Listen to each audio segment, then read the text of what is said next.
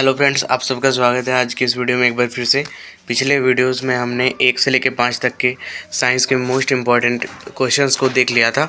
अब इसके आगे कंटिन्यू करते हुए चैप्टर 6 से हम लोग आगे बढ़ेंगे और ये क्वेश्चंस एग्जाम के दृष्टिकोण से बहुत ही महत्वपूर्ण है, इसलिए कॉपी पेन लेकर इन सभी को नोट डाउन कर लीजिए।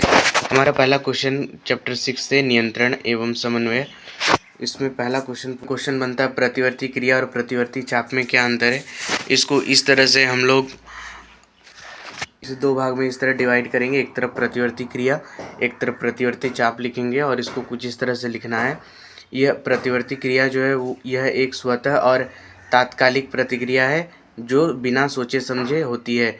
जैसे उदाहरणतः हाथ को आग से तुरंत हटाना। जैसे हम लोग कुछ भी ऐसा काम करते हैं जो ऑटोमेटिक टाइप का डिसीजन लेते हैं, जैसे सांस लेना, छींकना, ये प्रतिवर्ती क्रिया होता है। जबकि जो प्रतिवर्ती चाप होता है वो होता है ये न्यूरॉन्स का वह संरचनात्मक मार्ग है जिसके द्वारा संकेत का संचरण होता है। प्रतिवर्ती क्रिया जो है ये ऑटोमेटिक काम करते हैं जो हम लोग वो उसको बोलते हैं, जबकि प्रतिवर्ती चाप है कि वही ऑटोमेटिक काम करने के लिए जो प्रोसेस होता है, जो रास्ता होता है जिसके थ्रू हम लोग डिसीजन लेते हैं और ऑटोमेटिक काम करते हैं, वो होता है प्रतिवर्ती चाप। इसके बाद लिखना है कि प्रतिवर्ती क्रिया में यह क्रिया या परिणाम को दर्शाता है और प्रतिवर्ती चाप में लिखना है यह प्रक्रिया या पथ को दर्शाता है। ये पथ होता है दरअसल। इसके बाद लिखना है उदाहरणतः आग झपकना, घुटने में आँख झपकना, घुटने में झटका लगना, गर्म वस्तु छूकर खींचना। ये कुछ उदाहरण है जो हम लोग बिना सोचे समझे करते हैं और इसके बाद हम लोग तुरंत अपना रक्षा के लिए खुद को बचाव करते हैं। इसके बाद प्रतिवर्ती चाप में लिखना है इसमें 5 घटक है। क्या होता है देखिए, पहले रिसेप्टर पहले सूचना को लेगा, उसके बाद संवेदी तंत्रिका में जाएगा, फिर ये मेरुरज्जु से होते हुए प्रेरक तंत्रिका में जाएगा, फिर इफेक्टर के माध्यम से रिस्पॉन्स आता है। ये होता है प्रतिवर्ती चाप का प्रोसेस, इस तरह से होता है। अगला हमारा क्वेश्चन पूछता है मस्तिष्क का कौन सा भाग शरीर का संतुलन बनाए रखता है। इसका होगा अनुमस्तिष्क। अनुमस्तिष्क शरीर का संतुलन, पेशी समन्वय और मुद्रा बनाए रखता है। जो भी हम लोग होश से काम लेते हैं ये हमारा अनुमस्तिष्क करता है। अगला हमारा क्वेश्चन है एक तंत्रिका कोशिका न्यूरॉन की संरचना बनाइए और कार्यों का वर्णन करें। देखिए, इसको इस तरह से हम लोग बनाएंगे।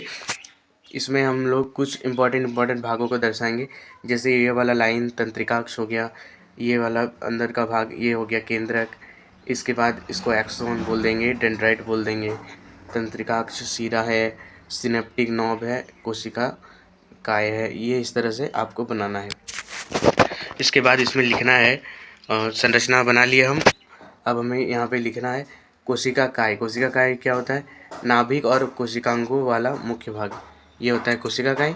और डेंड्राइट जो है ये शाखित प्रवर्त जो संकेत ग्रहण करते हैं, ये शाखा टाइप का होते हैं, ये संकेत ग्रहण करते हैं। इसके बाद एक्सोन, ये लंबा तंतु जो संकेत को संचरित करता है और माइलिन आवरण से ढका होता है, ये लंबा तंतु होता है।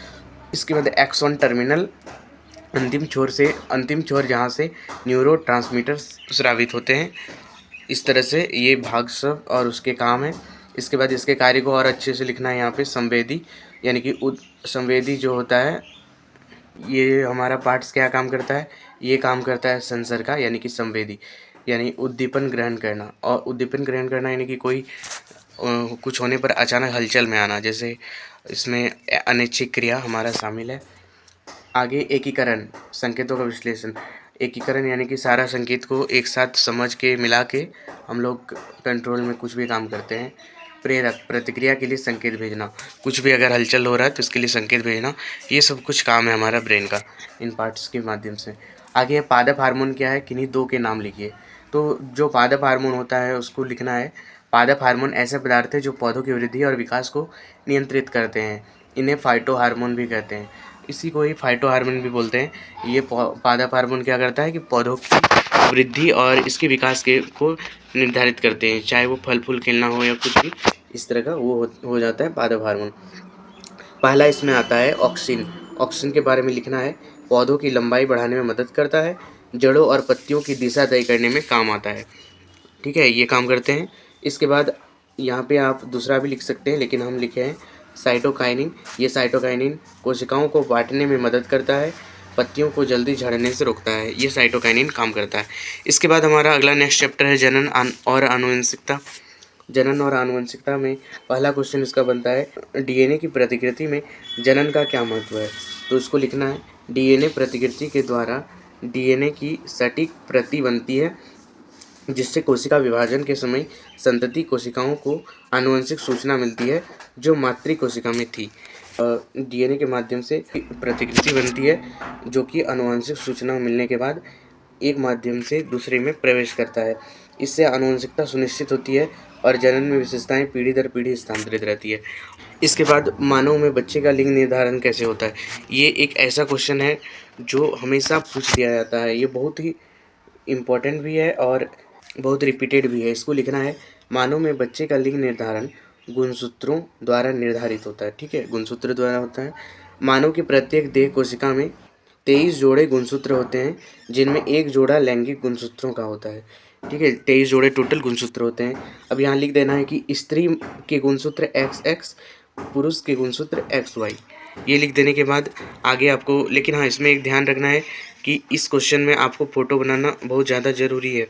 ये फ़ोटो सही से अट नहीं पाया है, ये फ़ोटो यहाँ पे आधा अधूरा है, इसको आप पूरी फ़ोटो बनाएंगे, किताब में देख लेंगे। आगे इसमें लिखना है निषेचन के समय मादा का अंडाणु X गुणसूत्र देता है और पुरुष के शुक्राणु 2 प्रकार के गुणसूत्र देता है, एक X और एक Y। इसके बाद परिणाम में लिख देना है X यानी पिता और माता, X तो डबल X बने यानी कि तब लड़की का जन्म होता है, और जब पिता Y और माता X दे तो XY यानी कि बालक का जन्म होता है। अतः बच्चे की लिंग पिता के शुक्राणु द्वारा निर्धारित होता है, माता द्वारा नहीं। इस तरह से इसको लिखेंगे। अगला क्वेश्चन हमारा आता है मेंडल ने अपने प्रयोग के दौरान मटर के पौधे का चुनाव क्यों किया। मटर के पौधों का चुनाव इसलिए किया क्योंकि स्वपरागन से शुद्ध लक्षण प्राप्त होते हैं। विपरीत लक्षणों ने लंबा बौना पौधों की स्पष्ट अभिव्यक्ति के लिए एक वर्ष में अनेक पीढ़ियां प्राप्त हो जाती थी, इसके लिए और छोटे आकार सरल उगाने की विधि, छोटे आकार और सरल उगाने की विधि इसके लिए, और कृत्रिम पर परागन आसन था। ये कुछ कारण थे, इनको इस तरह से लिखना है। हमारा नेक्स्ट क्वेश्चन समजात अंग और समरूप अंगों को लिखे उदाहरण सहित समझेंगे। लिखना है समजात अंग में वे अंग जिसकी संरचना और विकास समान हो लेकिन कार्य अलग हो, उन्हें समजात अंग कहते हैं। जैसे मनुष्य का हाथ, पक्षी का पंख, ये समजात अंग है। जबकि समरूप अंग क्या है, वे अंग जिनका कार्य समान हो लेकिन संरचना और विकास अलग हो, उन्हें समरूप अंग कहते हैं। जैसे पक्षी का पंख और कीट का पंख, ये जो है ना, ये समरूप अंग के उदाहरण है। इसके बाद आपको एक काम करना है, नीचे लिख देना है कि समजात अंग संरचना समान कार्य भिन्न, और जबकि समरूप अंग में कार्य समान संरचना भिन्न। इस तरह से लिखना है। हमारा अगला चैप्टर शुरू होता है जो कि चैप्टर 9 और 10 का एक साथ हम लोग करेंगे, प्रकाश और नेत्र और रंग बिरंगा संसार। इसमें सबसे पहला इंपॉर्टेंट क्वेश्चन बनता है प्रकाश के परावर्तन और अपवर्तन के नियम लिखिए। इसमें 2 पूछा है, एक प्रकाश का परावर्तन, एक प्रकाश का अपवर्तन। दोनों को लिखना है आपतित किरण, परावर्तित किरण और आपतन बिंदु पर खींचा गया अभिलंब तीनों एक ही तल पर होते हैं। आपतन कोण और परावर्तन कोण समान होते हैं। इसके बाद हमारा अगला है कि अपवर्तन के नियम को लिखें। इसके लिए लिखना है आपतित किरण, अपवर्तित किरण और आपतन बिंदु पर खींचा गया अभिलंब तीनों एक ही तल पर होता है। किसी 2 माध्यम के लिए आपतन कोण की ज्या, अपवर्तन कोण की ज्या का अनुपात नियतांक होता है n बराबर sin I बटा sin R। इस तरह से इसको लिखना है। ये परावर्तन और अपवर्तन का नियम थोड़ा सेम टाइप का है, तो ये बहुत ही जल्दी से आसानी से आपको याद हो जाएगा। हमारा अगला क्वेश्चन बनता है अवतल दर्पण के उपयोगों को लिखें। दाढ़ी बनाने के लिए, क्योंकि इसमें बड़ा प्रतिबिंब बनता है।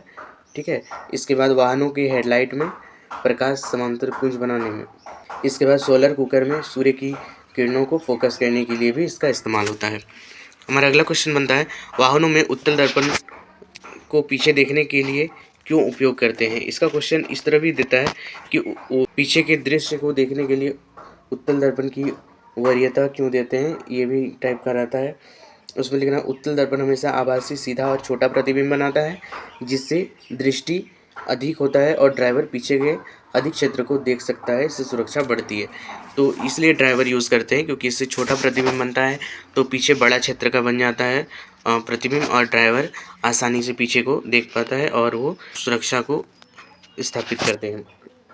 बहुत इंपॉर्टेंट क्वेश्चन ये है, नेत्र के समंजन क्षमता से आप क्या समझते हैं?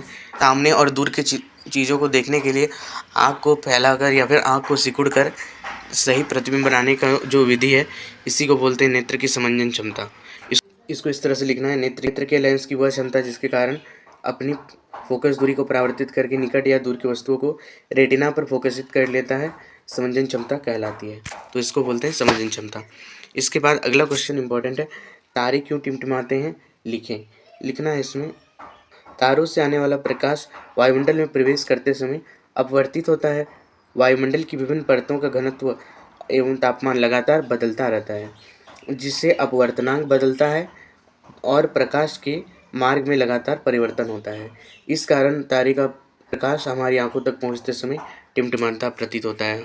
इसमें हमारा जो वातावरण का धूल मिट्टी के कारण प्रकाश कभी सही से अपवर्तित हो पाता है, कभी कम हो पाता है। इस कारण हमें कभी कम कभी ज़्यादा रोशनी दिखाई पड़ता है तारों का, इसलिए हमें लगता है तारा टिमटिमाते हुए। हमारा अगला नेक्स्ट इंपॉर्टेंट क्वेश्चन, निकट दृष्टि दोष और दूर दृष्टि दोष के कारण और निवारण लिखिए।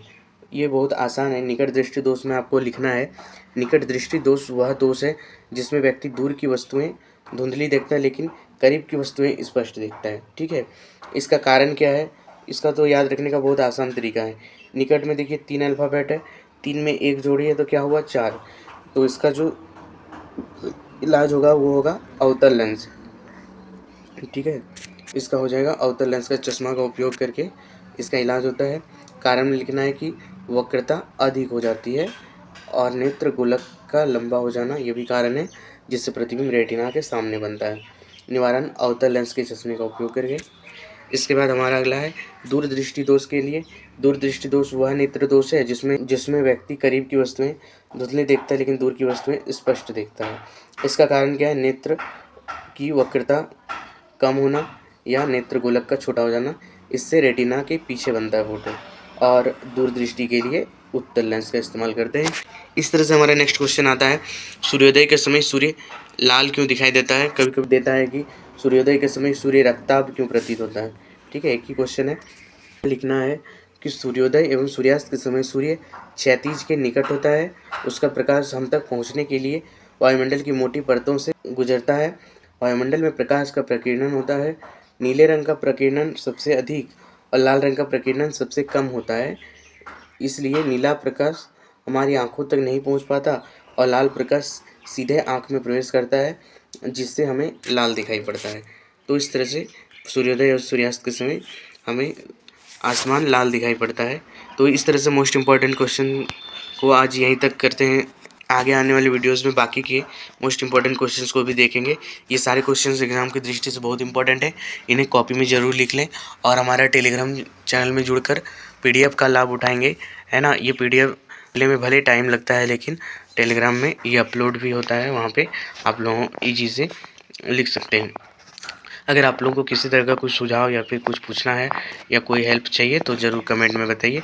मिलते हैं नेक्स्ट वीडियो में, तब तक के लिए अपना ध्यान रखिए, टेक केयर और सब्सक्राइब करके बेल आइकन दबाएं और लोगों को शेयर ज़रूर करें।